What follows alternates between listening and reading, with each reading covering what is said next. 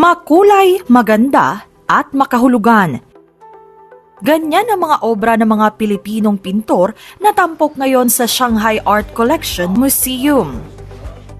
Bahagi ito ng 16th International Exhibition of Traditional Fine Arts na inilunsad sa Shanghai, China kamakailan. Sa ilalim ng temang Art and Digital Intelligence in Dialogue, layong ipakita sa exhibition ang cultural diversity ng iba't ibang bansa at ihatid ang kahanga-hangang ugnayan ng art at digital technology. Kalahok sa pagtitipon ang mga artist mula sa iba't ibang panig ng mundo.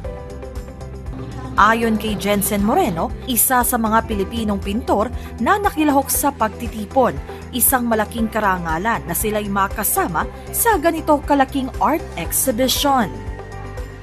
We're really proud to represent our culture through the art for this exhibition. So hopefully this will be remembered by generations to come and of course all the aspiring artists in the Philippines. Para naman kay Consul General Micah Fisher, pinuno ng Philippine Consulate General sa Shanghai, China, ito ang unang beses sa loob ng 16 na taon na nakasali ang bansa sa nasabing pagtitipon, kaya't lubos siyang nagpapasalamat sa oportunidad. It's a very significant first step, and definitely this is something that we will pursue while I'm here as Consul General in Shanghai.